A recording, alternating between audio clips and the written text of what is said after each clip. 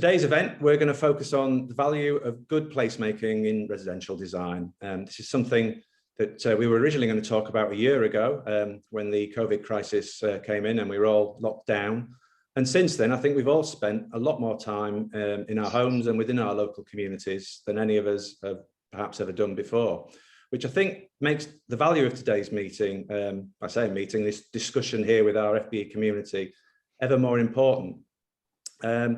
And in a bit of a shift for today, and the first for the FBE, we've decided to invite a guest chair. We thought it'd be nice to bring in somebody who's a champion of good placemaking. And it's with great pleasure that I can confirm that Pete Swift of Planet is joining us today. So it's Pete's first time chairing one of our meetings. He's going to do a cracking job. And we've lined up some brilliant speakers. What I will say is we really do encourage questions and answers. So in the chat function that you see below, if you've got any questions for any of our speakers, do get involved. As I said, there'll be plenty of time for questions and answers afterwards. So without further ado, I'm going to now hand over to Pete Swift. Thanks, Pete. Thanks, Martin. It may well be that I end up being your last guest chair as well as your first. So, yeah, I mean, it's a great joy to see everybody this morning, albeit fleetingly. And as Martin has probably said before, you know, this event was planned for a year ago, and wow, what a year we've all had to get to where we are today. So again, perhaps one of the first steps on the FBE recovery plan, and that key conversation that I'm sure we've all been having, really, about the places we live and the places that we become involved in shaping and bringing, you know, to life and back to life. I'm going to do a very quick intro to almost why we're all here, and then my role as chair, I think, is to do a little segue into each of our three speakers. So rather than going through their biogs and my little anecdotes in one go, I'll do them one by one. So I've got a very quick, brief kind of area of ground that I want to try and cover before I go into the speakers. So I will share my screen and just do a little bit of an intro, if I may. So many of you hopefully will know us and maybe me. I don't know. I'm a co-founder and joint managing director of Planet AE. I'm a landscape architect and an urban designer. The practice is involved in a lot of projects which you'll be aware of, and we're also certified B Corp, so along the lines of others like Igloo within the built environment, hopefully something which will grow and change, and again is all about our commitment to the places that we work, to the climate emergency, and to the communities that we engage with. Again, those points about geography, but also about the things that get us all out of bed in the morning, really. You know, this is a couple of slides around our work that we're doing in the city within the project that was formerly known, a bit like Prince, as the Northern Gateway, and is now known as Victoria North. But again, looking at what are those qualities that make, you know, those places that I think Canny said it, you know, we want to spend the rest of our lives, you know, but also outside of the city, working opposite the Olympic Park in Stratford, with a myriad of architects and master developer looking to bring new communities forward where, if you like, the value sets are slightly different, and we rarely are talking about, you know, what is it that makes us want to stay in places. You know, here at Curran Embankment in Cardiff, you know, what you'll see with all these things is if you like, a travelling theme around, you know, the use of purposeful green space, the rebalancing of streets, and the idea of being a good, responsible neighbour, but also the sort of change in density maybe and height and how we create places for people to come together and to learn and stay and collaborate. So again, moving from there to Leeds and the site of the former Tetley Brewery factory, and really looking as part of that city's South Bank to double the size of the city, but also to bring people together, you know, and the idea of bringing people together, you know, privileged to be working with Urban Splash and Shared and Field and Cliff Bradley Studios at the moment, to actually that idea that the conversations we're going to have today are not just about the middle, they're about the suburb, and they'd be about beyond the suburb and beyond the edges, you know, the town, the village, those new rural communities, you know, and that idea of trying to see what are those qualities that we need to find, you know, and then working both at the public and the private sector. It's a project in Horsham in West Sussex, where the client is the local authority, looking to really harness the value of their assets to make greater places to live and work. And that point, then finishing my intro really, is this is a plan for a project down in Gloucestershire for PJ Livesies, who are a local Manchester-based developer. Bought the site from Homes England, and for the last 2 years we've been building our home in their master plan, and this is a building that's going to become a link between two communities, a village hall, a co-working space, a coffee shop, a cycle hub, depot. And so I guess, you know, it leads me then to sort of finish there to say, look, you know, people on this call kind of practice what they preach, and I think Martin and FBE have done a great job, if you like, of bringing the people together that you're going to hear from today. In that, you know, we can all talk about practitioners and those things that we hold dear, but actually, can we walk the walk? And I think, you know, that allows me the opportunity to hand over to Canny first. So again, like Martin, really the three people that are on today, I've greatly admired all of them. Canny and I were neighbours for a short time. When we first moved down to London, we were kind of met and introduced to each other through Martin Stockley. But also, I think as a practice, we use their work as precedents of really great community-driven placemaking. But also, just, you know, I love the way they talk about themselves and about how they work in the communities they work within. And even down to that, as Canny knows, I love the way they animate their narrative. And so it's with great pleasure that I'm going to introduce you to your first speaker today. So Canny is one of the co-founders, like me, I guess, of Ash Sackler. And Canny can tell you all about her and Robert's journey and perhaps specific projects. So Canny, over to you. Thank you, Pete.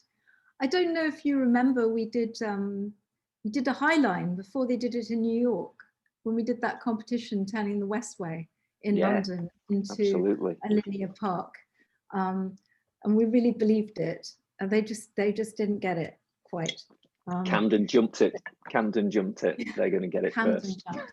And I think it's like really exciting the way that the car is so much in discussion right now. But in fact, that might be something coming up in questions about what we value now in mobility.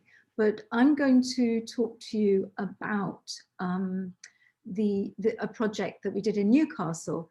And Newcastle is this particular area of Newcastle. It's really a place that you do go to and never want to, and you want to stay there the rest of your life. It's just that kind of place. Well, while you're trying to find your screen, Canny, I've realised that I've dropped the microphone already, by the fact that the fourth member of the team today is my great friend Colette and Winckworth Sherwood, who without their patronage, we wouldn't all be here today. So Colette and I have been working together for a decade on Peel's Liverpool Waters project. We've become very close friends, and so again, a very easy segue for me to do today to thank the sponsors. Look at that, that's like choreographed timing. Canny, the screen is yours. Thank you. So I don't know how many people on the call have had the pleasure of drinking in the Ousburn Valley at one of the many pubs and cultural spaces there, but we won 2 developer competitions for igloo regeneration, not just for this site that's outlined in red, but for the whole valley. And what was pretty exciting about it is that it was... We're still on your first screen. we're still on your intro slide. So do you want to jump forward and try and see if it moves? And if not, unshare your screen and then reshare it. I'm really sorry about this. It's all right. Well, everybody loves the homemadeness. It's that's it. You're on. Bingo. Really? Bingo. Done. Oh, maybe it was just an internet thing. So the Ousburn Valley goes from the Tyne at the bottom of this slide and works its way up through a park into Jesmond, which is a very sort of wealthy Victorian suburb and neighbourhood. But the Ousburn Valley has been very much a place on the edge of the town centre where lots of creative things could happen in music pubs in particular. There's a theatre there, there's Museum of the Children's Book, there's a city farm, and there, at the time that we first did our walking and loitering, there were lots of pigeon fanciers and boats that were being mended on the towpaths, and some of that informality is gone, but what's replaced it, and here you can see this V-shaped valley with its crisscrossed with roads and railways, is always been quite a kind of tricky topography to build on. And the first site that came available once the second developer competition had been won was this site, which is on the Mailings pottery, on the old Mailings pottery, which had been demolished. And this site was full of, certain poisons in the soil, so it had to be remediated in great mountain ranges for ages. But during that time, we really discovered so much of the history and the passion for the Mailings pottery that was there, and also the connections up to Byker Wall, which Ralph Erskine designed at the top of this slide. And this was also, at that time, you could see how unappealing some of the spaces were, and the fact that you couldn't walk along the river.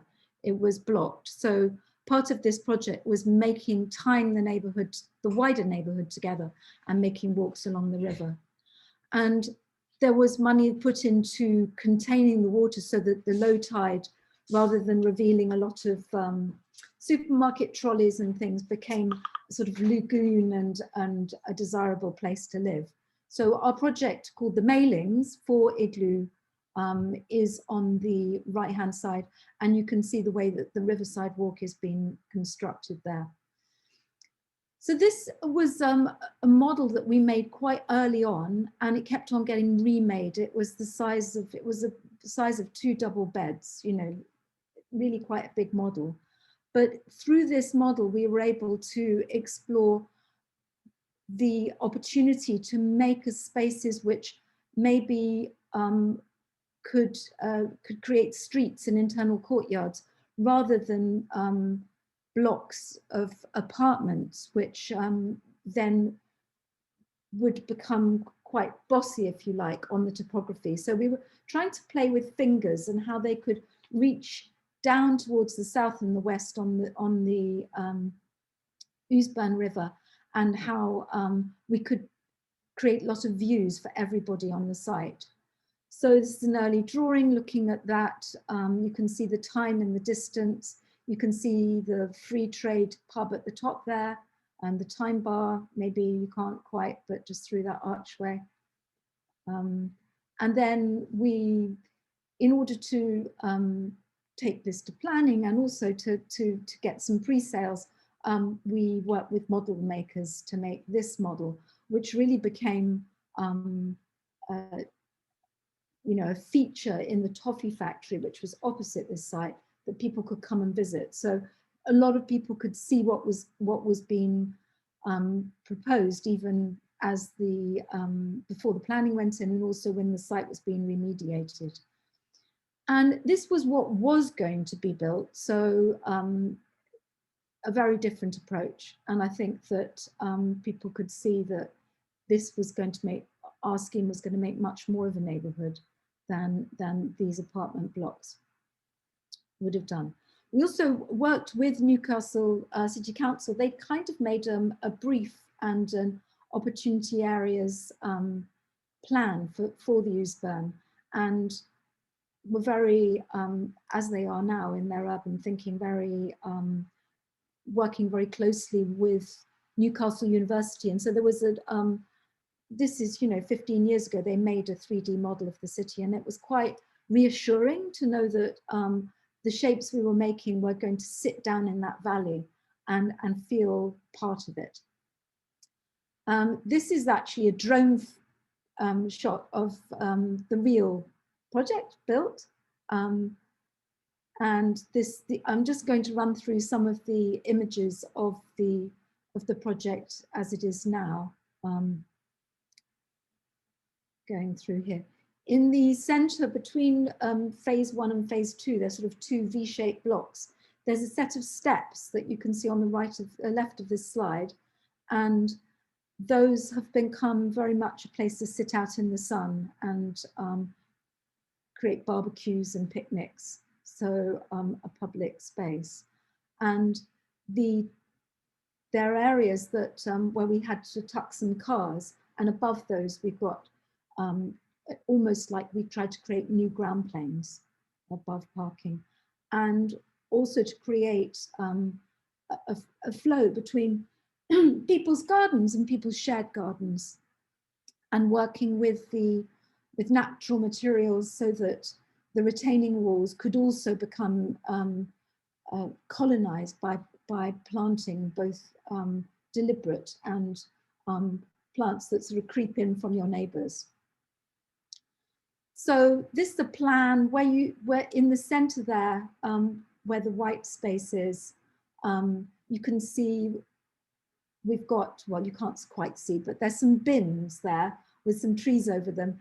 And then towards the river, there's those steps that I showed you, and a little space that you can almost hang over the river on, a bit of public space.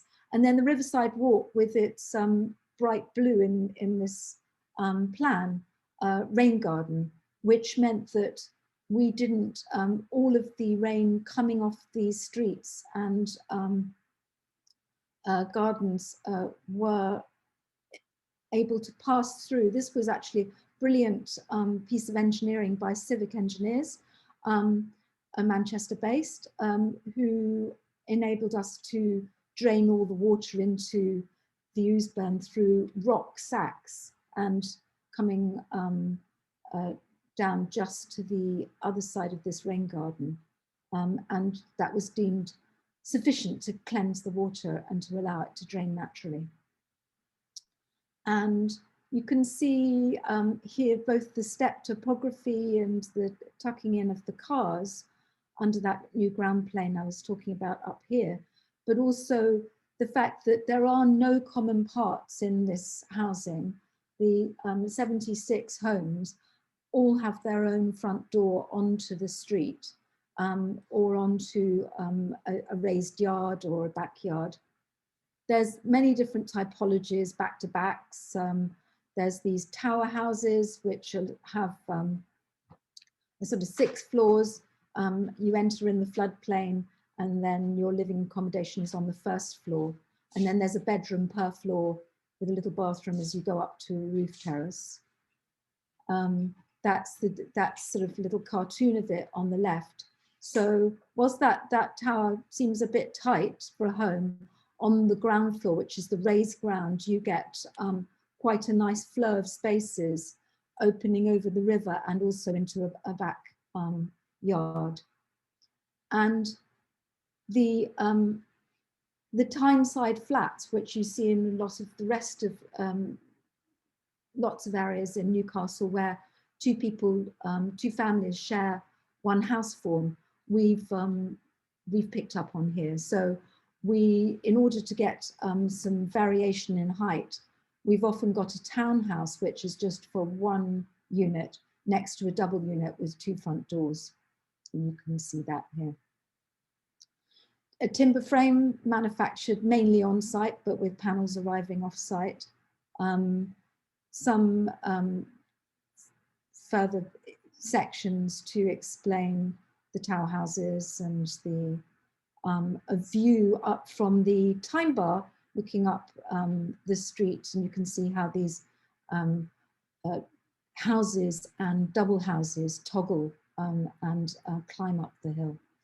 We wanted to create a sense of solidity, so these they're brick walls that go perpendicular to the street, and those were actually held up on timber beams. So it was all slightly counterintuitive in that it's a modern methods of construction project, but wrapped in enough brickwork so that it felt properly Newcastle. And it won a Housing Design Award, which was quite exciting in 2016. They made a film, and that's, if anybody's interested, is quite a fun thing to look at. It's just 6 minutes long, and it really gets you into the soundscape of the place.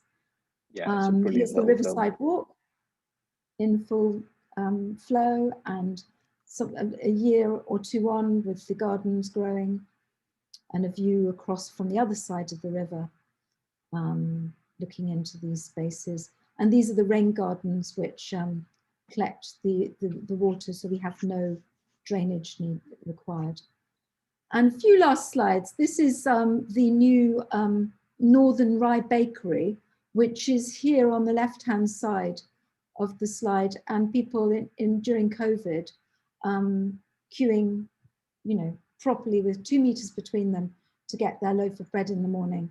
And that was a business that was incubated here in a container just opposite the site, and has now found a home in a small unit just underneath the housing.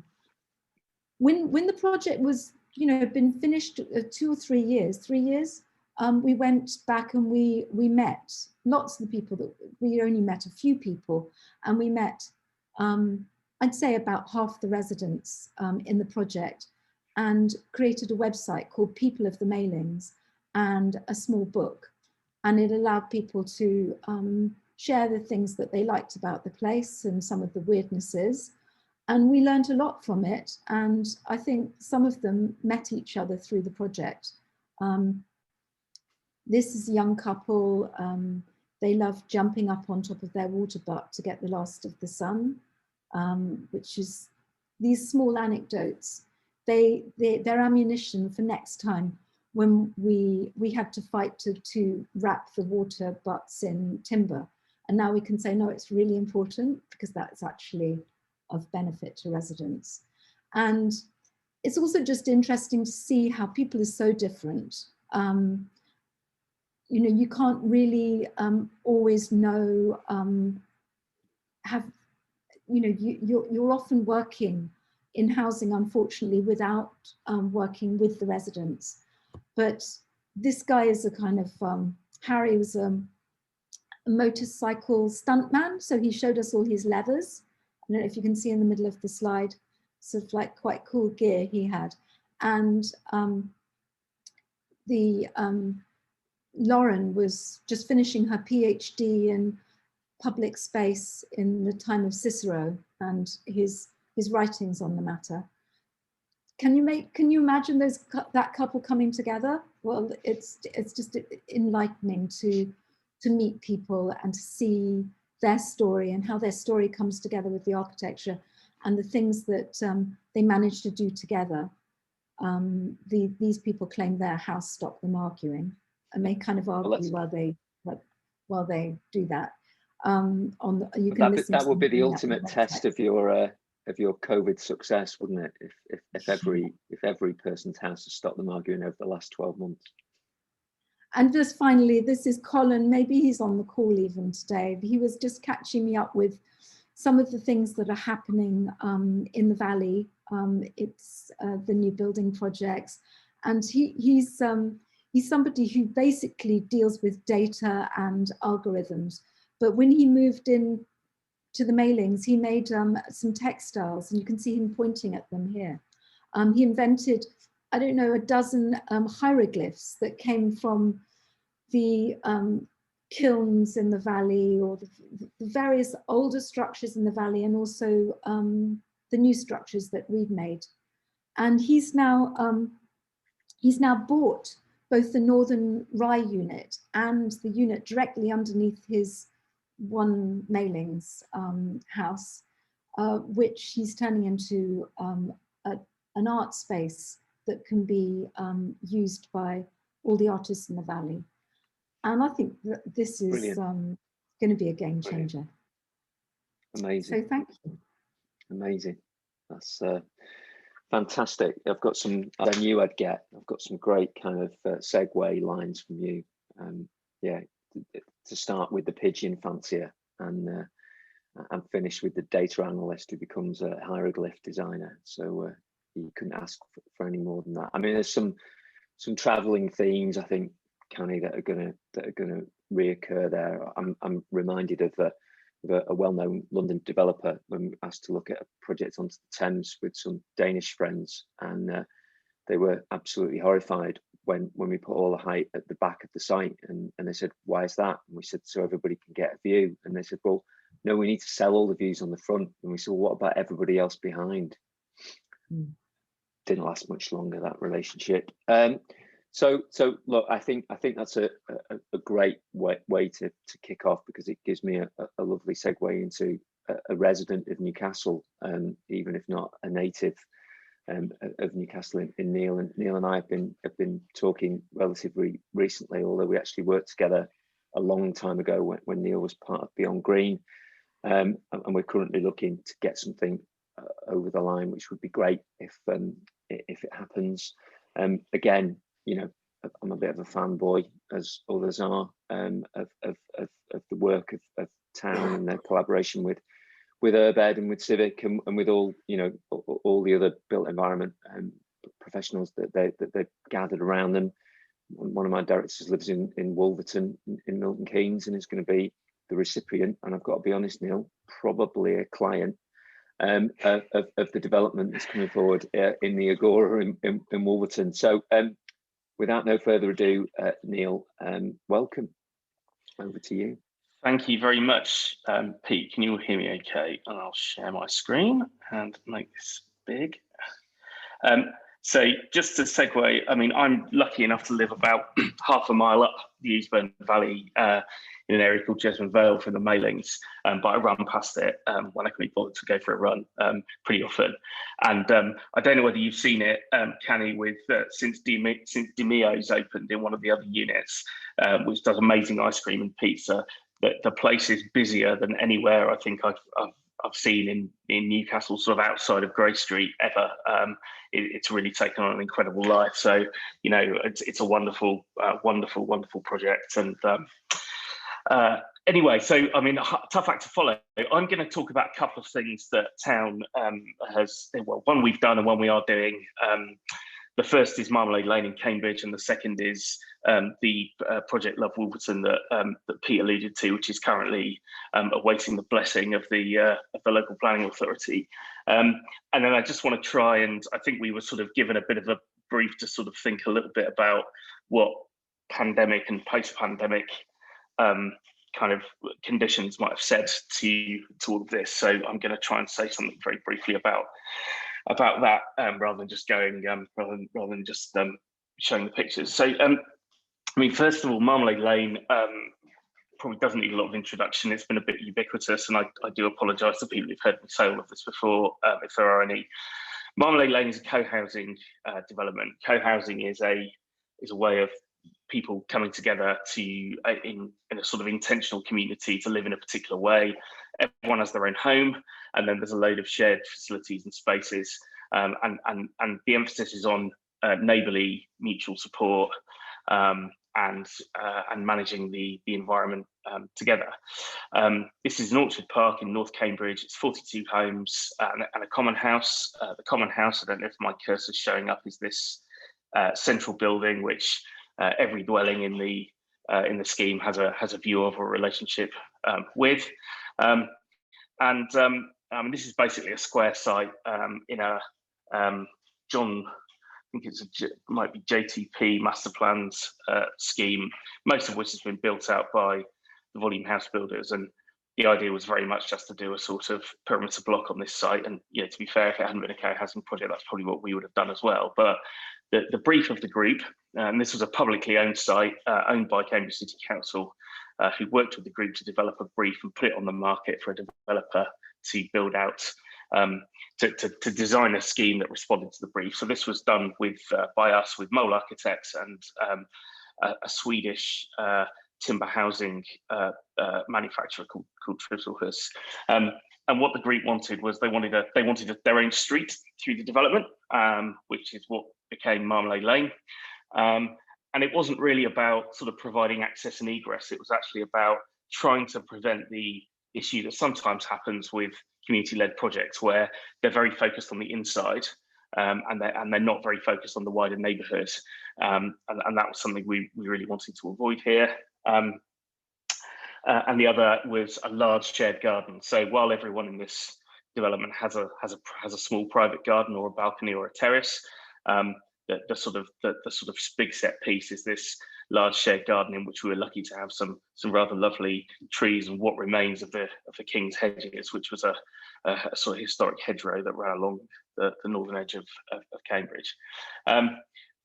Really lovely process, essentially working with your future residents. In sort of commercial terms, this was a fairly conventional development. We bought the site, got planning, built the scheme and sold it to the people who would live in it. But around half those people were involved from the outset, and we had intensive design work with them. The builders thought it was deeply strange when at the groundbreaking ceremony, all these people turned up and started climbing over their diggers and so forth. But the group had made some cakes for them, so that was quite lovely, and they quickly got used to it. The housing was custom built, so we essentially designed a bunch of shells, and then people could configure them internally however they wanted. So it used MMC, two kinds actually: the timber panels for houses, and then a cross-laminated timber frame for the apartments. No two houses in the scheme are the same. And actually, one of the nice things about the kind of shell models that you could have a sort of one bed with a two bed above, a bit like the Tyneside flat types that Canny was talking about, and a 5-bed townhouse right next to each other, and they look pretty much the same. So it was a nice way of just of creating a kind of genuinely mixed community with a small number of forms. This is the lane. It's car free. You can get an emergency vehicle down it or a delivery vehicle if you need to, but essentially it's not gated. So it's private. It's got a slightly strange urban condition. It's fronts to backs, which is not the kind of thing that you would normally, urban design 101 would be, don't do that.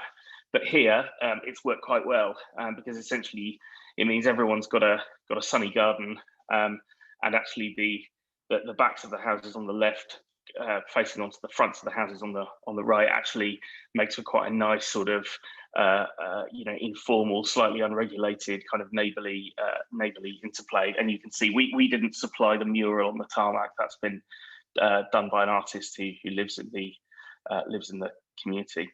This is the common house. So this is a bit like a kind of village hall where people can come together, eat together, play games, cook.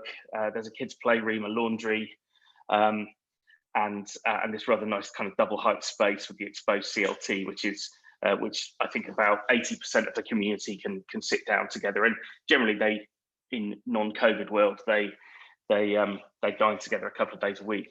In COVID world, some of these spaces have kind of been repurposed a bit to enable people to work from home in a slightly more congenial way, rather than just being stuck in their own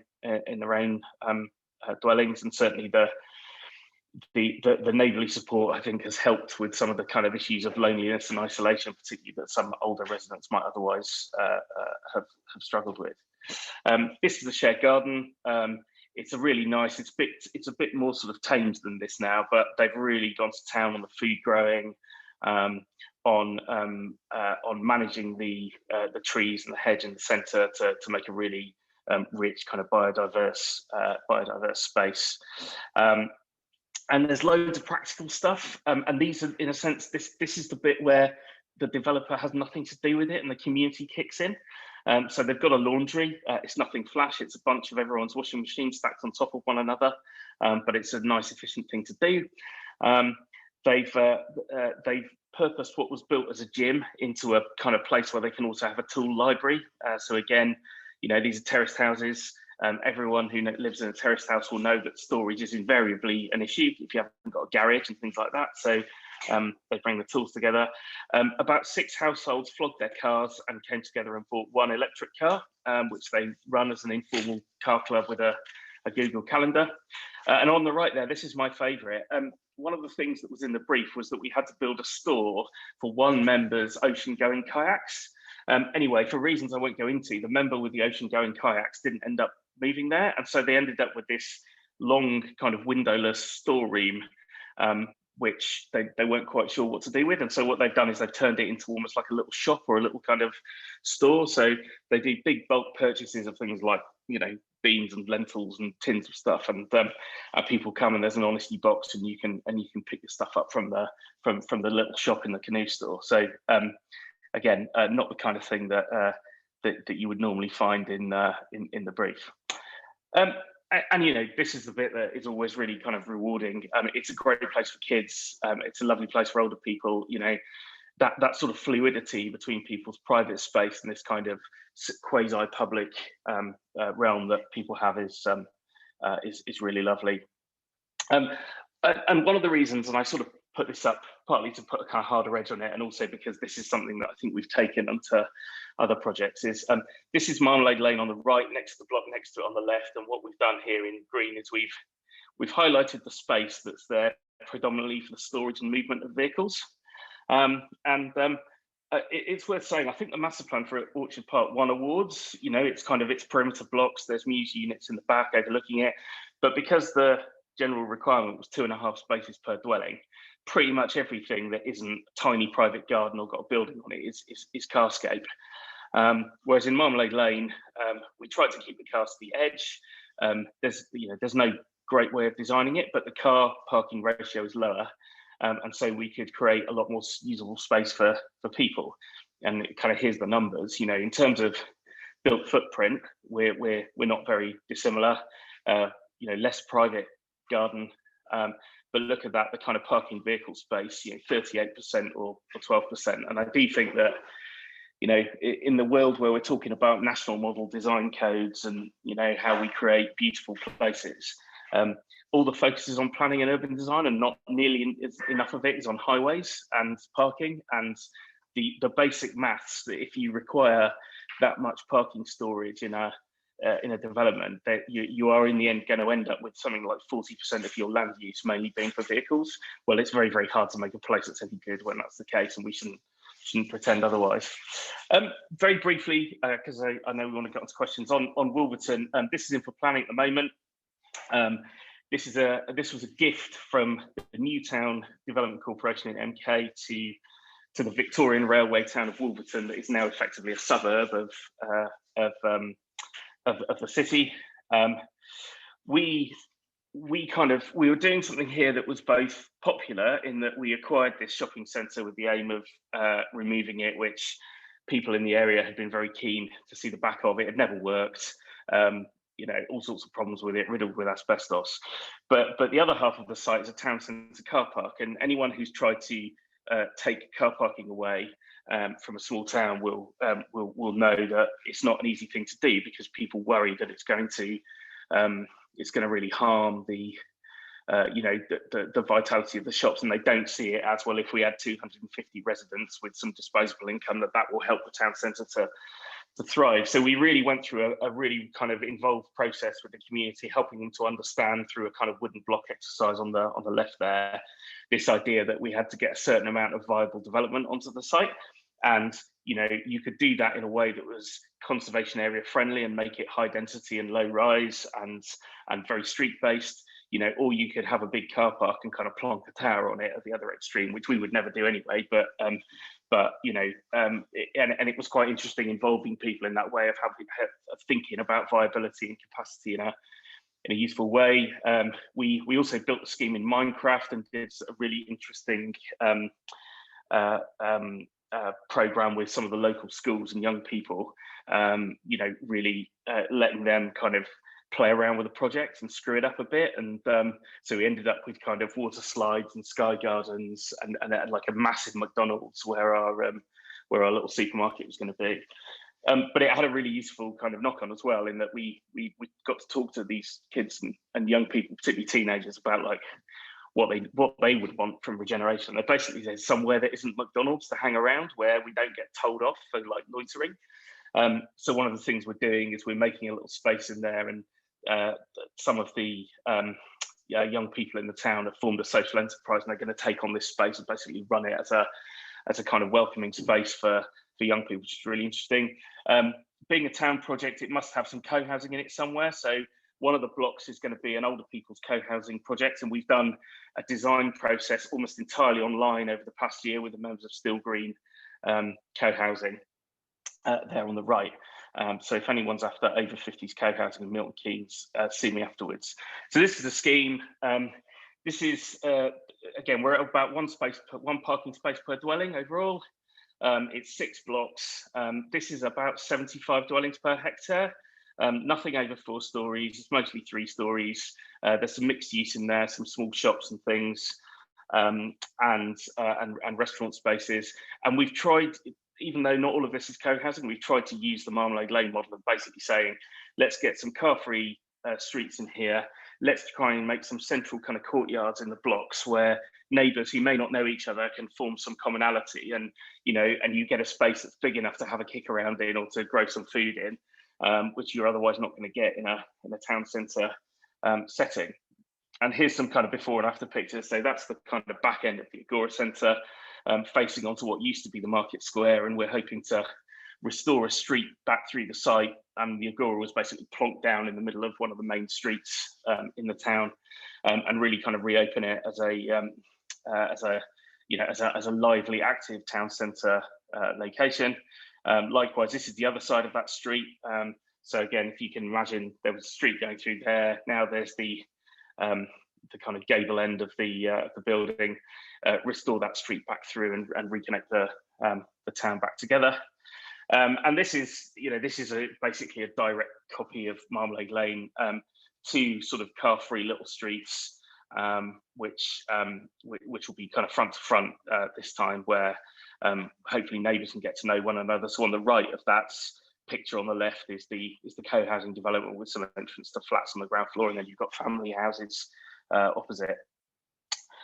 So I mentioned briefly this issue about COVID and pandemic. I think that I mean, there's all sorts of speculation going on about how it's going to change things. I mean, I think that the answer is that it will change some things and not others. I think people still want to go into offices and go into city centres and, you know, have some of that higher order, you know, human contact that you get through that way. But I'm sure that more and more of us will be working from home. And one of the things we had the opportunity to do with this project was think a little bit really about whether the form we were proposing kind of supported that. And so, you know, one of the things that we did was we looked again at the design of some of the houses, and the opportunity to maybe create some little secondary outside spaces where, if somebody did want to work from home, then rather than having a kind of master bedroom on the top floor, they could maybe have an office space or a workspace and a separate outside space where they could use, without necessarily then having to kind of have kind of family life and work life kind of constantly bleeding into itself. And then I can kind of more generally, and this is away from our stuff now, I mean, I think we're kind of back to the days of Stuart Brand and this kind of this idea of learning flexible, adaptable buildings that actually you can repurpose a little bit more easily. And I think we tend to really over program our buildings. And I really like this project. This project on the right is the Nightingale project in Melbourne in Australia, which is a lovely little project with some kind of relatively small sort of apartments above, but on a kind of easy in, easy out basis. And then this kind of ground floor that can be shared space. It can be used by the residents at certain times. It can be kind of flexible workspace. It can be hired out as meeting space. And I think some of these slightly more liminal and flexible things coming into our neighbourhoods through being planned into new projects or through kind of repurposing buildings, from that are already there is something that we should be seeing more of, so that people can, so you might still be working alongside other people who are working, but those people are going to be horizontal peers rather than vertically integrated people in the same company, and maybe lots more people will be doing something similar. So that's my sort of speculative two-penneth on that. Thanks very much. Great. You need to trademark the phrase horizontal peers, Neil, because if you don't, I'm having it. So okay. I think, again, looking at the questions that are coming around, there's some real clear things there, and I think that idea about the practical stuff, about the idea of beginning to see the car as a mean well use, or at least the sort of storage of the car as mean well use, is something that I think is really going to resonate when we get into our 25 minutes plough through the Q&A, if I can keep my timing going. I'm going to introduce the final speaker. So of the three, the one that I know the least, but we want to, believe it or not, looked at a project together in the Greenbelt in Shropshire to build a driver experience centre for cars. Now, pleased to say it never happened. Now, there are those on this call who may well live on the sort of Cheshire side of the Manchester conurbation, who may also know Craig's work, because I'm pretty sure that his architectural firm designed the Kingsmead Primary School. And if anybody's been to Kingsmead and seen that part of Northwich, it is without doubt that the primary school is the architectural gem that stands out. Although, to be fair, John Dean's College isn't a bad place either. But that was a real groundbreaking, I think, a groundbreaking piece of sustainable architecture in Cheshire that never really gets the bandwidth that it should do. So I would like to introduce Craig, and hopefully he can make himself visible again and put his slides up on the screen and share with you all. So over to our final speaker. Over to you. Great, thank you, Pete. And I assume you can now see my We screen. can. Great. Okay. Yeah, all good. Good to see everybody, and thank you very much for inviting me to speak. And I am speaking as CEO of Agile Homes because I've moved away from architecture, and because I felt I couldn't do what needed to be done as we face some of the challenges we are talking about today. And we live in a time of multiple crises, climate emergency and housing being a kind of 2 levels of macro crisis. And when I first put this slide up 2-3 years ago, I used to ask the room how many people had heard of Extinction Rebellion, and there would be the activists would put their hands up.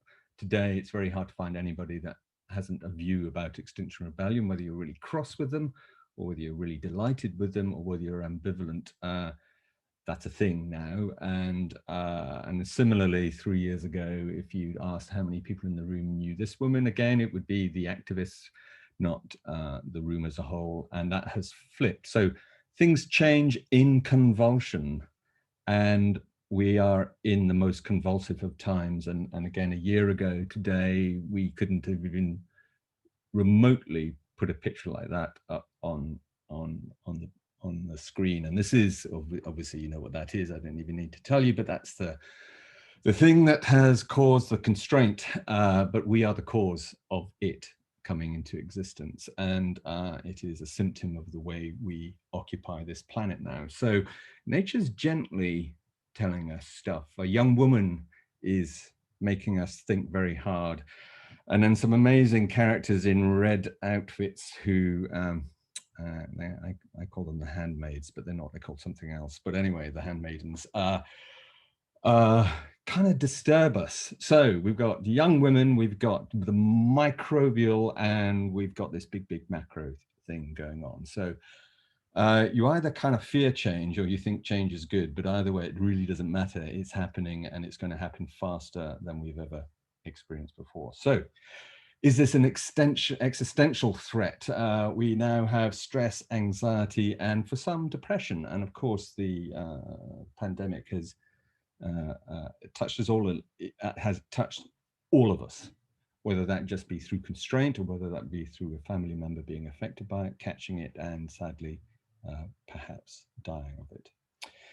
So the need for well-being now needs to be scaled at multiple levels. So we need to worry about the well-being of our planet, our society, the physical, the mental. And a phrase that has struck me when I was about 17, I've heard it for the first time, was think global, act local, because the span, there are people who will worry about climate change, and there are people who will be worried about dog poo on the street outside the school. Both share the same values, they just think at different scales. So we need to move up and down that scale from what's in our head to the world we interact with. So I've added something to that, is think global, act local, act now. And I think the very simple test is what do we do next?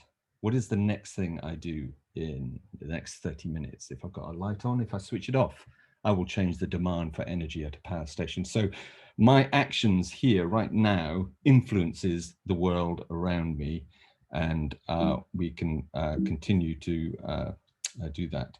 So what underpins our thinking is system thinking, and some will be familiar with that, but basically system thinking asks us to consider that everything is interconnected and interdependent, and just those 3 slides at the beginning show that that's real. It's not we cannot not think about a bat in China, we cannot not think about a young woman in Sweden, and we cannot not think about the climate.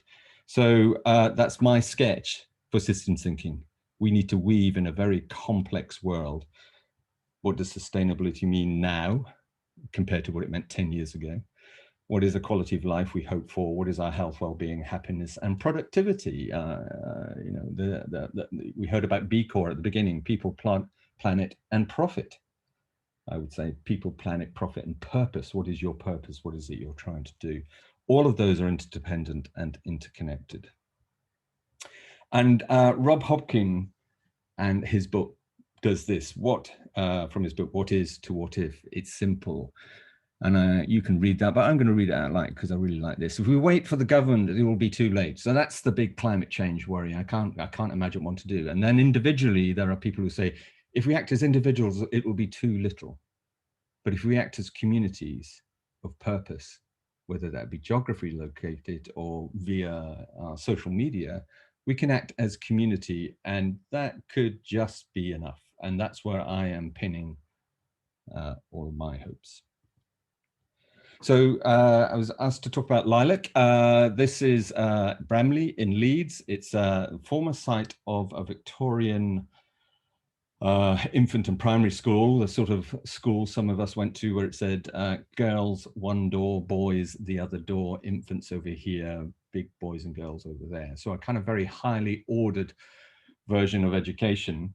And uniquely and coincidentally, in the site was sold off initially in 1 quarter. So the top right is also called Lilac. It's it's a place with people who have special needs, both physical and educational, and where they stay. So when we started looking at the possible sites that Lilac could work with, it was 3/4 of a square.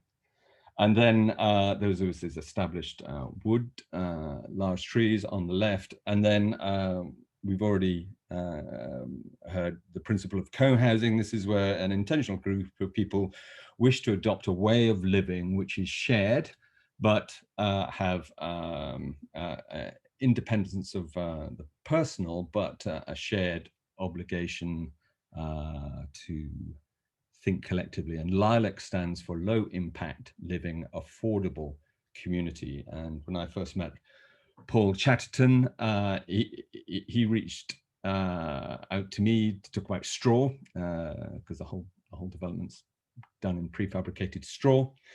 And and we didn't, we couldn't make it stack up at that point. And then the government, the Department of Energy and Climate Change, remember the Department of Energy and Climate Change, the most wonderfully named department ever, now gone. But they were putting lots and lots and lots and lots of cash into renewable energy grants before the feed-in tariff.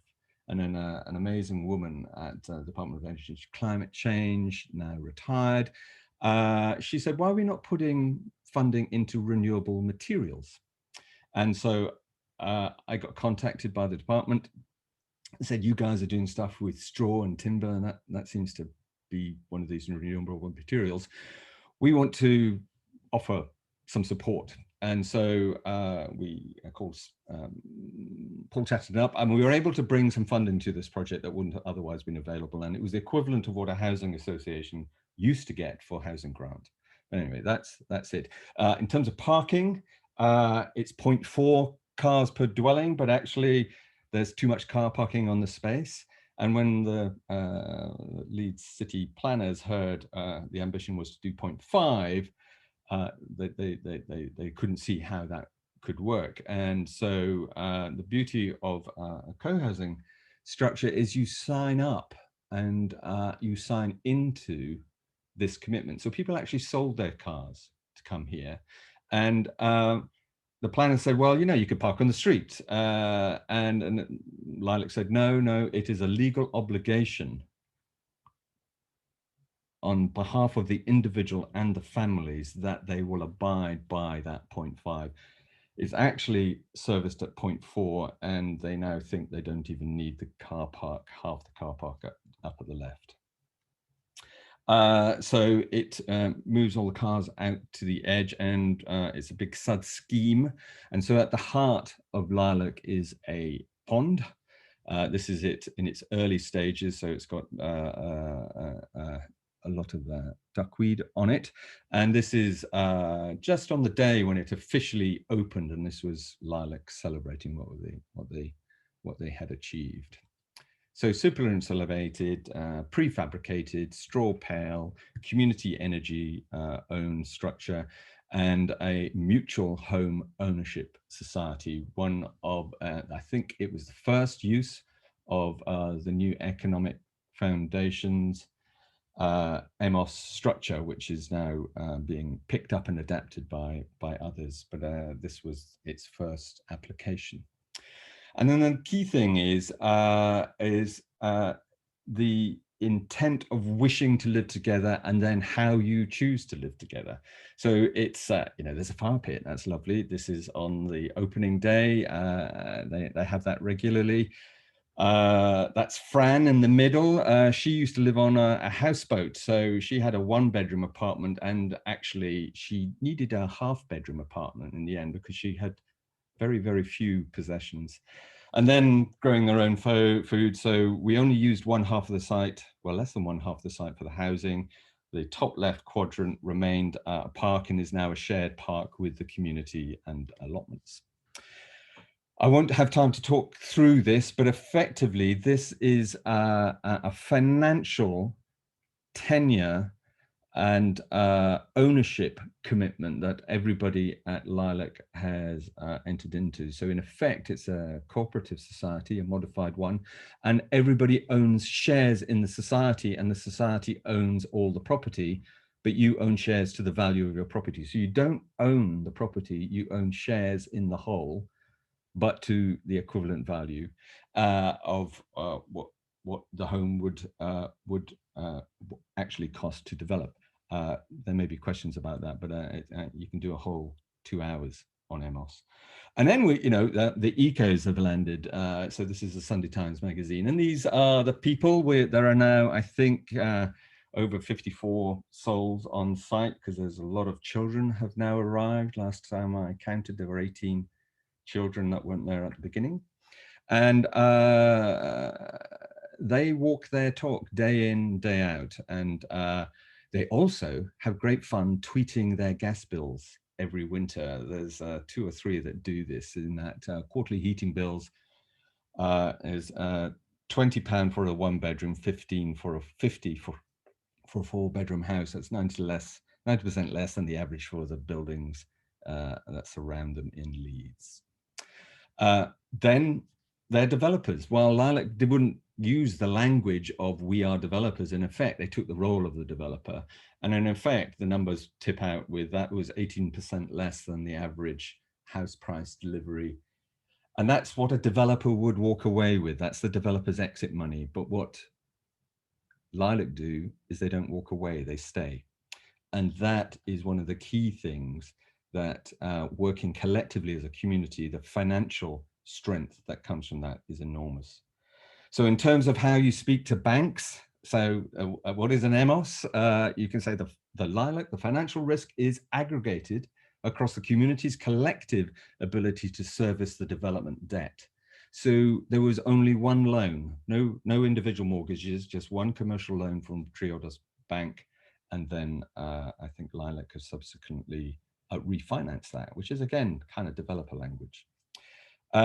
That's my hand, that's an apple. There are 28 fruiting species of trees, apparently. They make cider, they grow grapes, they grow onions, as we saw earlier. And it was kind of rather nice to be able to kind of stand there and hold that apple, being slightly poetic, but all photosynthetically powered. The buildings are, and the apple is.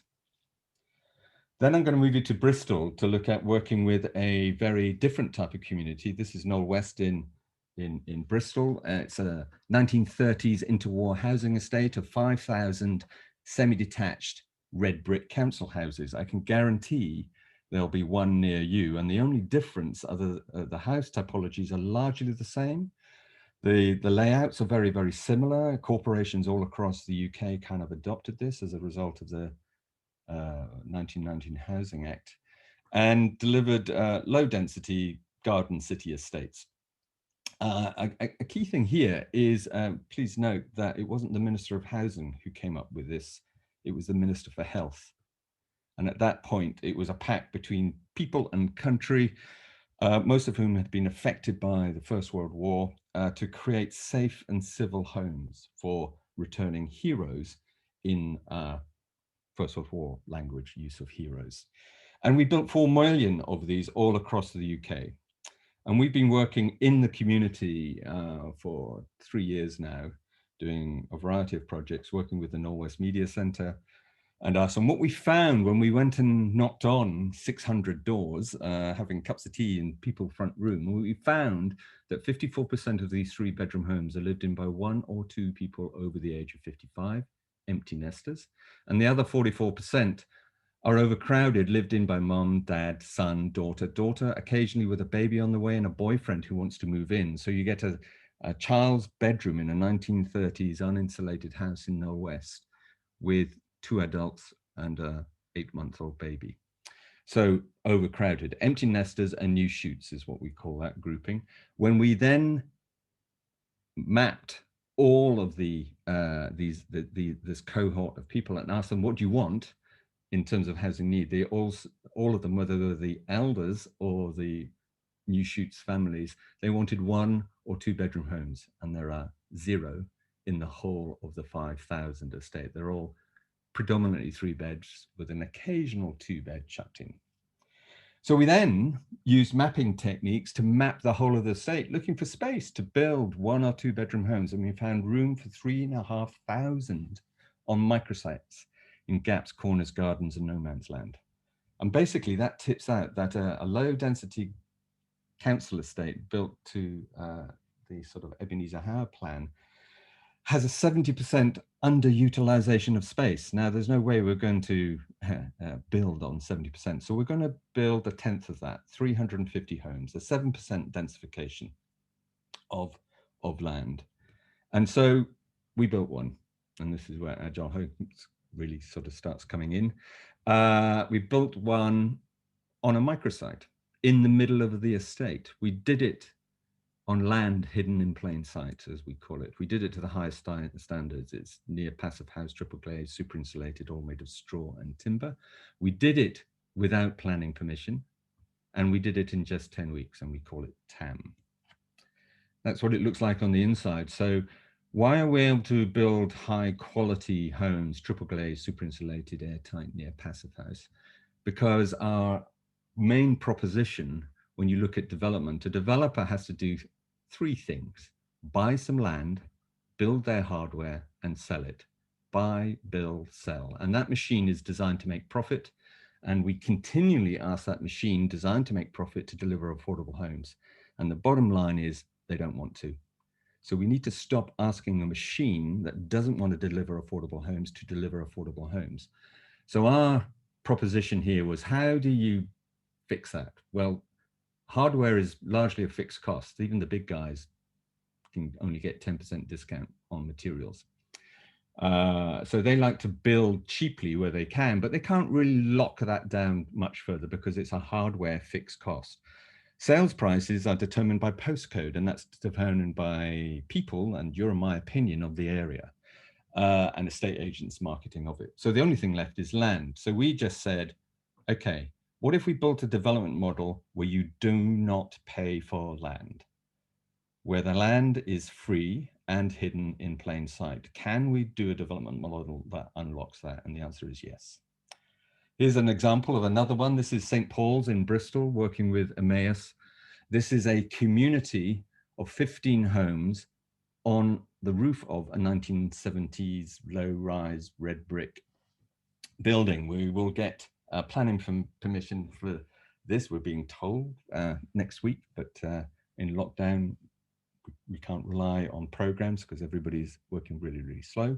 We're now in partnership with Emmaus UK to build a program of 150 homes with the federated structure of Emmauses that exist around the UK now. One of the things about putting homes on top of buildings, developers do that, but what they do is they build apartments, and they build double banked apartments with a corridor down the middle. And those corridors, no matter whether you're in a 5-star hotel or whether you're in cheap accommodation, that corridor is the most soulless thing created by architects. If you're on the ground floor, it's full of pizza flyers. If you're on the upper floor, you're slightly anxious about, will I go out and bump into a neighbor? And so they are internal unlit corridors are the soulless success of commercial development. So we didn't do that. We built houses, and then we locate them in interesting ways to create courtyards and very, very short runs. I think we've only got 6 meters of what you might call a corridor, and all of those are 1.5 meters wide. And we create little courtyard gardens like that and create garden on the roof. Now I'm going to take a risk here and try and play a video. And so in speaking with the planners, it was, and others, it was quite difficult to understand. And this is playing nicely on my screen. It might not do it on yours. But we started from it works fine. People, works fine. Community. Emmaus use something they call, they work with formerly homeless people. They don't use the word homeless, they call them companions. And they are a community of shared effort around how they can work with each other, support each other, and generate the means by which they could generate their own revenue and move into employment. So this project is funded by Homes England. It's funded under the Community Housing Fund. And also because some of the 50% of the tenants here will be formerly homeless, and the other 50% will be people in housing need from other places in and around Bristol. And no matter how many times I watch this video, I can never quite remember where I am. And I think I know where I am. We're at the front again. But creating a place doesn't need to be big. It can be very, very small. So we're really excited by working with the companions on this. They kind of drove the thinking. They were co-designers in the process. And we're really excited about the really, really small that emerges out of this. And then we're doing other projects. We're doing them on car parks. We're doing them, this was our offices before lockdown. This is Hamilton House in the middle of Bristol. And that's my last slide, because I think, like everybody else, it's the question and answer session. Yeah, well, you won't be surprised to hear that you've certainly raised the bar on the question level. That's not to say we didn't have any great questions before you, but I think it's probably on as even across the three of you. I mean from my point of view, Craig, I think there's a lot of interesting things that you raised there, particularly about the whole funding model and about to become a Triodos customer for similar reasons, really. But I think that point that you talked about cars, we had a lot of questions about car parking, and we always do. And I don't mean we always do FBE. It's just we always have a lot of questions about car parking, don't we? Is that idea about the legal is you signing blood, and that point about, well, of course they go on at 6 cars each, and I think that there's a line of linkage between that and the B Corp movement, which is, it isn't, as I say to people, investors in people with knobs on. We've changed our legal standing at Companies House, and we are legally bound to walk the walk. And I think for me, that really is what binds the three of you together, everything that you've talked about today, which is that point about, no one's mentioned the word scheme, I don't think, but everybody genuinely has talked about community and the importance, if you like, of not placemaking, but maybe community shaping or building. And there's never a perfect phrase for it, is there? And a lot of the questions that have come across talk about engagement, and it appears that you've all had very good, what I'd call innovative, but in a way it's really sad that they're innovative.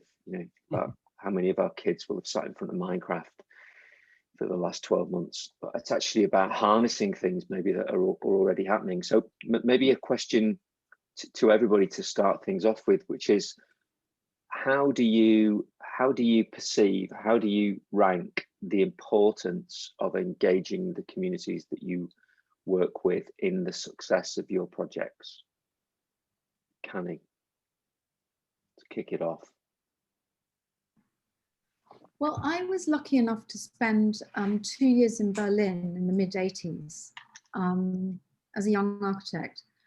And it was just a very normal thing that you had a planning shop where there was a model of the neighbourhood, and people could sort of see their homes from above, which I think was special, especially before drones. But there was sort of just the ongoing planning applications and early stage investigations were just hung up, on magnetic bars all the way around the walls.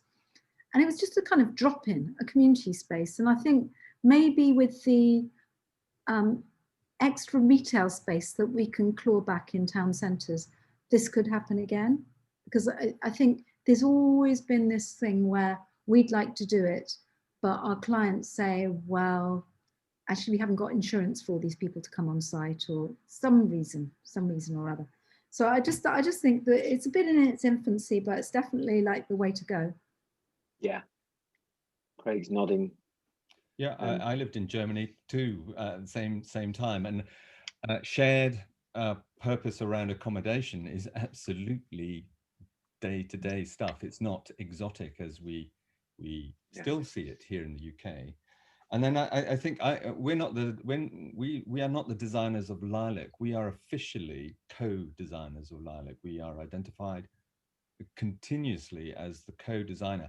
And it's quite hard when you go through education as an architect, being told there is genius kind of oozing out of your design talent. And many people will sit and listen and go, isn't that a lovely drawing? And you do a kind of ta-da moment with architecture. You have to subsume your ego. And that is tough when you're told through conventional education that you need to be the leader. And so the thing I've really enjoyed is putting my ego to bed as best I can. It hasn't gone completely, but and then listening really, really, really hard. And when a homeless person tells you their story and why a 50 square meter 2-person 2-bedroom home is too big, I'm overwhelmed by that. So at that point, you kind of go, okay, well, the policy says we have to do this, but how do I make it manageable? And these are the things that happen when you work with people rather than on behalf of people. I'll stop there. Neil. I think there was I don't know who coined it, and it might even have been the government or something, but this idea of the enabling developer, and it was done particularly in relation to, community-led housing projects and custom build and so forth. But I mean, I think that enabling is a good word, because I think in the end that is what we're generally trying to do. I think that with every community-led housing group we work with, we have what we call the conversation, which is the conversation about profit and funding and things like that. And it's effectively, if you want to fund it, we will say, if you want to fund it, we'll put our skills at your disposal as kind of development managers, and we'll align our interests with you. So basically, we don't really get paid if the project doesn't go well, and we're very happy to work that way.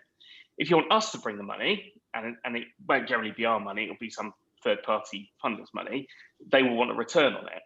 Now, they may not want a particularly steamy return, because if they did, they probably wouldn't be investing in this kind of thing. But nonetheless, they're going to want a return, and therefore, the developer's profit kind of does a couple of things.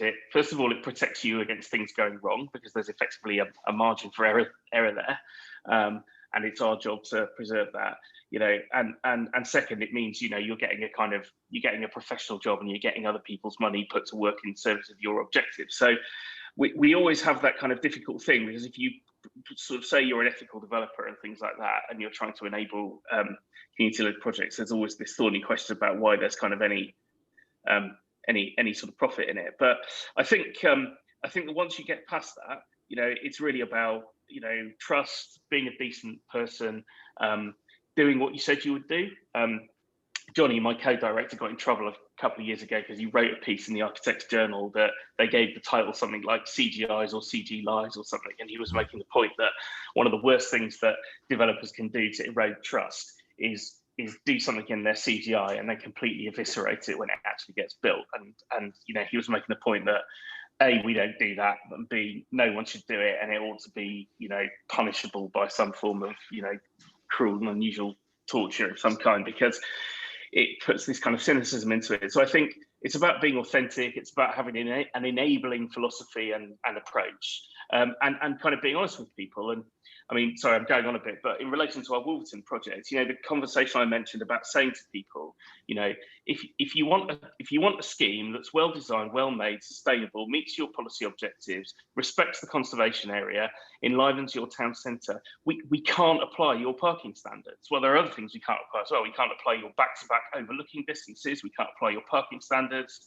We can't apply your normal back garden requirements. So you can have those things if you want, and what you'll get is a crap piece of suburbia dropped into your town centre. And I think that once you're honest with people, and basically explain that the trade-offs are there, and that you've very definitely got a position on those trade-offs, but in the end, you can debate them. Then there's some trust and some respect, and people sort of will generally come along. So that's my take on it. I'm gonna apply what I'm now going to call, because I am the first guest chair's question privilege, which is I'm going to buy myself a bit of time to look through the rest of the questions, and then ask you a slightly more existential point, which is, are you guys the exception, or are you the beginning of the new rule? So if you look at Urban Splash's approach to MMC, if you look at Igloo, if you look at you guys from a designer, developer, enabler, even if you look at some of the what I'd call the better master developer roles, people like Urban Civic, where you're almost going backwards in your value sets, aren't you? You're bringing forward the value sets of our grandparents and parents, and the simplicity of living together, and doorstep conversations and all those things are really key. But do you all feel that we're kind of and again, I thought Craig's point about the pandemic, and that idea about acceleration is really interesting. Do we genuinely collectively feel, rather than just patting ourselves on the back and then realizing we're the only ones that are doing it, that there's a momentum shift? And I say that in the context of Ellis Williams Architects and Save getting their scheme refused in Sefton, which on record and being recorded is bonkers. and you know, and I hope we all will collectively fight with them on their behalf to see something truly worthy happen. But again, you know, there's a question from Shannon from Glenbrook about refuse. There's numerous questions about car parking standards, and you know, Neil, me and you have had the conversation about going in for the scrap and putting the gloves on. You know, everybody has that scrap. Some people come out of it better than others. But back to my question: do you see a groundswell that's beyond just a micro movement? Shall I go first on that one?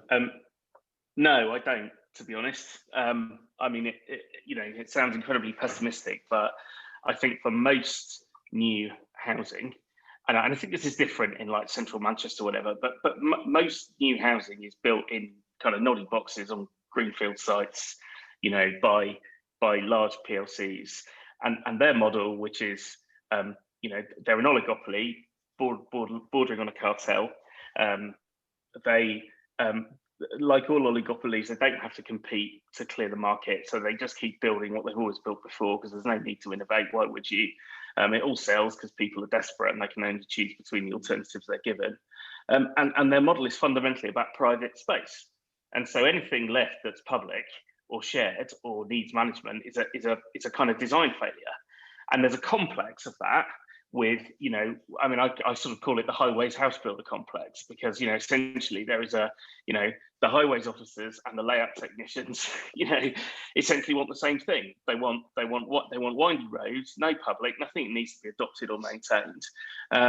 And, you know, big setbacks and curb appeal and, you know, large gardens, no overlooking, and, you know, no life of any kind otherwise. And, you know, this stuff sells, but I don't think it's just a cultural thing. I think it's that people aren't offered alternatives, or when they are offered alternatives, when they're offered a Maitlands or a Marmalade Lane or whatever, it flies off.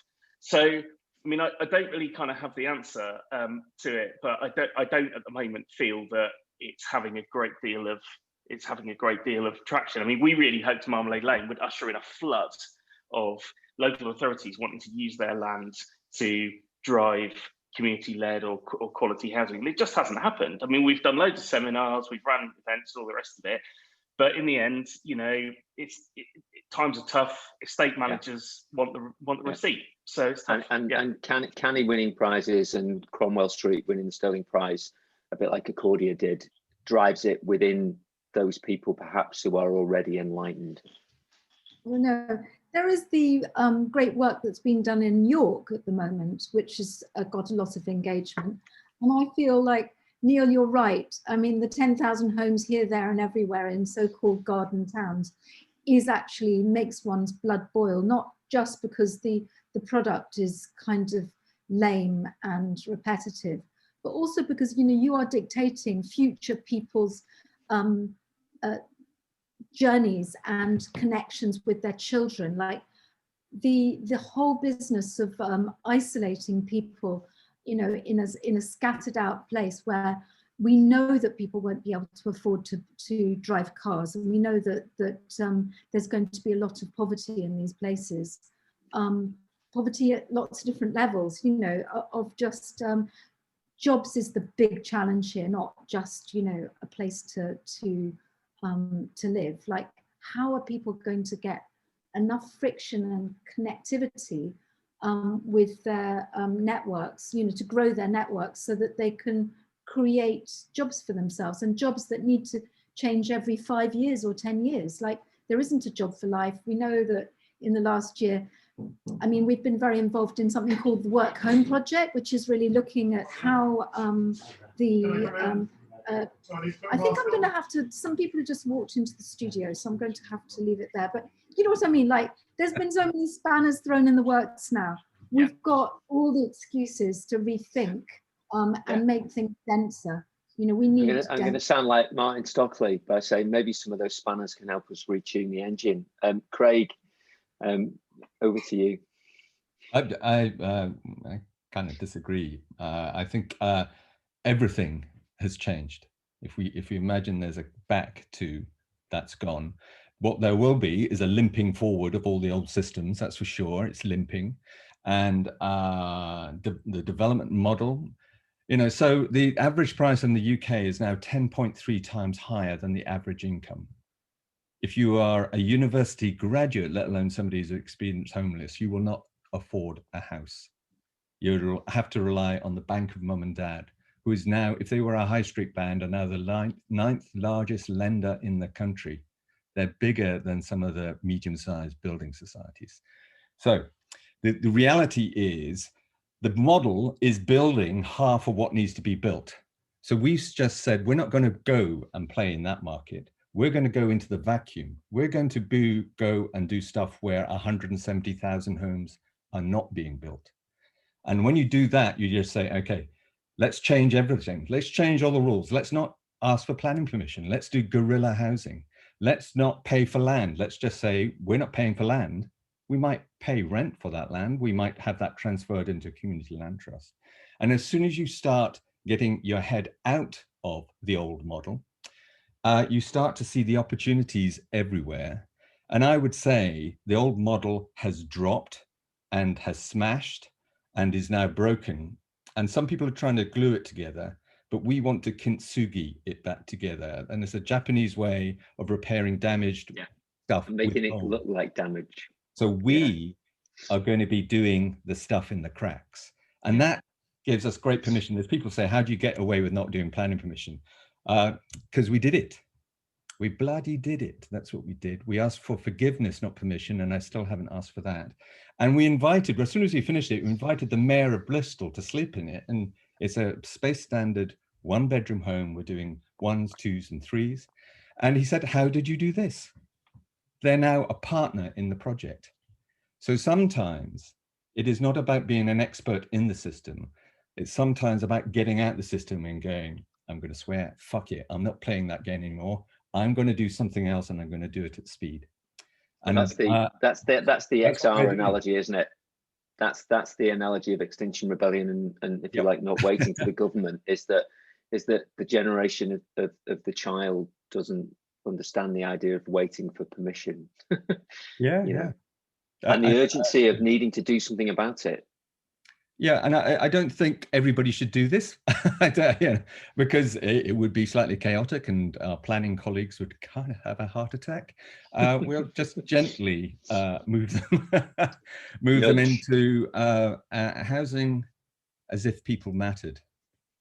Yeah, great. Well, I'm going to just try and bring things back around again, and I'm going to ask a question to try and link the car and technology, and if you like, probably the point that Canny raised about affordability, and you know that what we see, whether it's the people we work with, whether it's us ourselves who are trying to kind of walk the walk and retire our own, you know, motor vehicles, is that thing.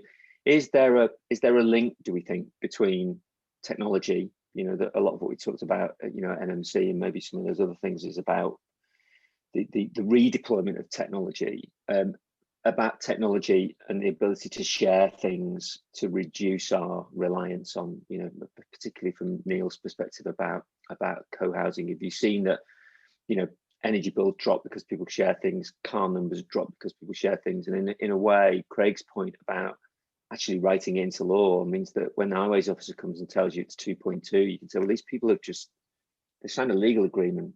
They've not like, you know, gone to the same club. You know, this is enforceable and livable. Brilliant. I get to say, Neil, you're on mute. Sorry. So yeah, I think so at Marmalade Lane, the standard was 2 per unit, and we had to put in 1 per unit plus 0.25 visitors. There's a planning application in at the moment to reduce it to 0.7 across the site and redeploy some of the parking area that we put as kind of like that could basically just be turned over to nature, sort of thing, to actually formalise that process. So there are fewer cars than the local authority said. We've used that in other arguments. The most powerful thing is when you go and see the local authority with some of the residents, and people say, well, but people have cars, and you sort of look at it and they go, well, we don't. We're going to cycle everywhere and we're going to live here. Here's my reservation form, sort of thing. So there's an element of power with that. I mean, we have found it hard. I mean, at Wolverton, we're providing more parking spaces than the last census shows the average household has. A lot of it's going to be rental, and some of it's co-housing. They in turn have less. There's a really powerful belief that that car ownership relentlessly increases. And there's also this argument that you do find in some places that it doesn't matter how many cars people have, because car ownership is a sign of prosperity. And if you don't provide spaces, you're kind of planning for poverty, which I just find a really bizarre argument, but you feel might have had something to do with the kind of Sefton approach to that really unfortunate Ellis Williams scheme. So, I mean, I think we are dealing with that with legal ties and breaches of tenancy and things like that in Wolverton. But there's a wider issue as well, which is that if you take Wolverton as an example, it's a Victorian town where the average terraced house is 5.5 meters wide, and all the parking is on street. So there is a rationing there. It's one space per dwelling, but there's no permits. And one of the reasons there's no permits is that all of the people with lots of cars oppose having permits because of the consequences. And there's just a general issue in planning that this idea that sort of the people who are there first have always got a veto on the people who don't. That to me is a thing that has become culturally very powerful in planning in recent years. It's almost as though just to assert your interests is a good enough reason to oppose an application. You don't even have to construct an argument anymore. And so all our stuff around, well, hang on a second, why don't we have a permit scheme? Because then, that will really flush out who the people abusing the system are, and it's like, that's probably the only time in our community engagement where it struck a really bum note, because suddenly all these people who are generally pretty supportive suddenly realise that this might affect them. So it's them. It's hard. Yeah. Right. Well, listen, I'm going to have to draw everything to a close because I have to give Stuart some time, and for a very good reason. So can I just say thank you, everybody, for helping me be a guest chair and getting through this, and hopefully still being roughly on programme, and hand back to Stuart and then possibly Martin to just do some closing words. And thank you, everybody, because you've been ace. Cheers. Thank you, Martin. Stuart. Thank you, Martin. I'm not Martin, but anyway, crack on. Sorry, even thank you, Pete. Sorry, it's Martin the Panda that's confusing me. Expertly chaired as always. Thank you very much.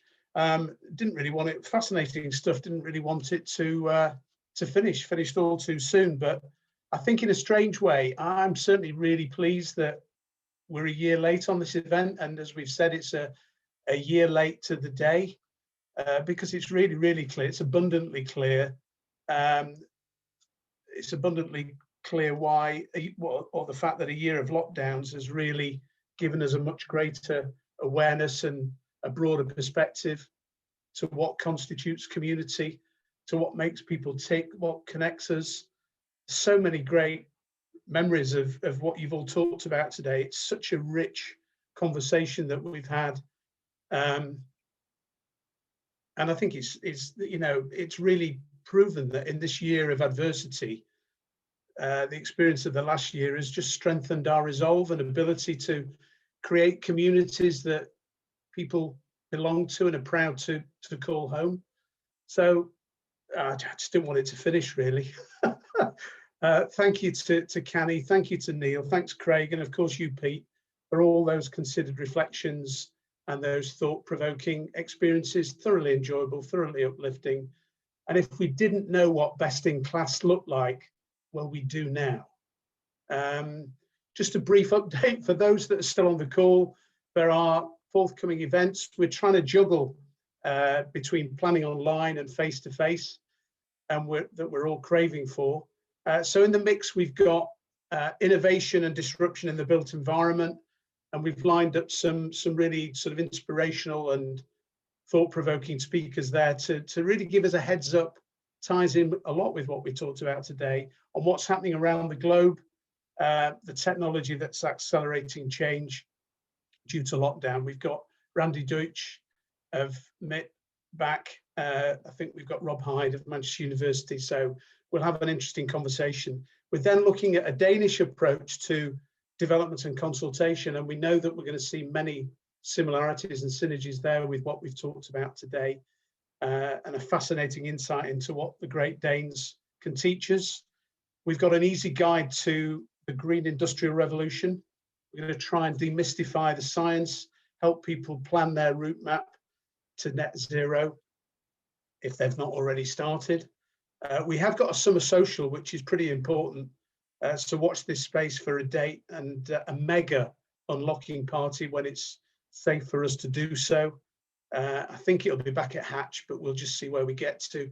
And details on all of those events to follow shortly on those and other events. Back to today, whilst Pete's you've already mentioned it, big thanks to our partners, Winckworth Sherwood, and to you, Colette, and the team for your continued support to FBE Manchester. It's really appreciated. And if any of you watching still, are interested in sponsoring a future event, just please get in touch with any of the committee. We're quite easy people to do business with, and you'd be surprised how commercially advantageous those packages are. Big thanks due to Martin Ellaby, who had the idea for this event. He has some great ideas. Big thanks to Lauren Weedle and Ben Tabiner, whose dedicated support on committee has been a huge help. And thanks, of course, to Sophie and Amy at FBE Central for all the behind the scenes help and efforts there to make it happen. So just to reiterate our thanks to Pete, to Canny, to Neil, to Craig for your time and your thought-provoking contributions. Big thanks to all of you guys for being part of FBE. It's spring tomorrow. We're emerging from that long, dark tunnel to make the most of the light at the end of it. There's so many reasons to be cheerful.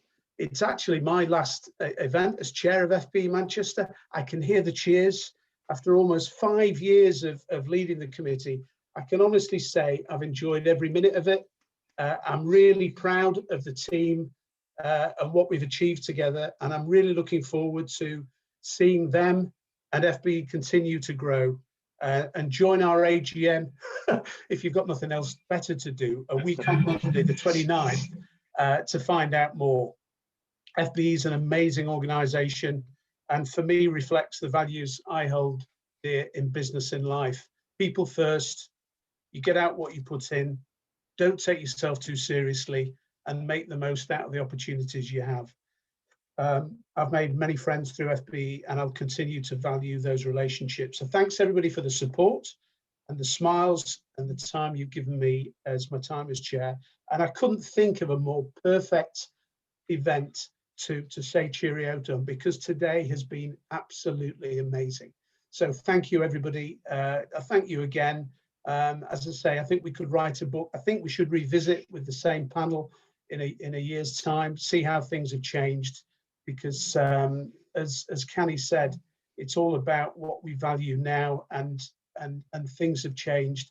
And I agree with Craig. I'm delighted that the old model is broken, and we should think about the future in a new, uplifting light. So thanks everybody. Have a great weekend. Thanks again, Pete. Really, really enjoyable, and we'll see you soon. Thanks for the invite, and I'll definitely see you soon. Cheers, Thanks. mate. Cheers, Stuart. Bye. Bye.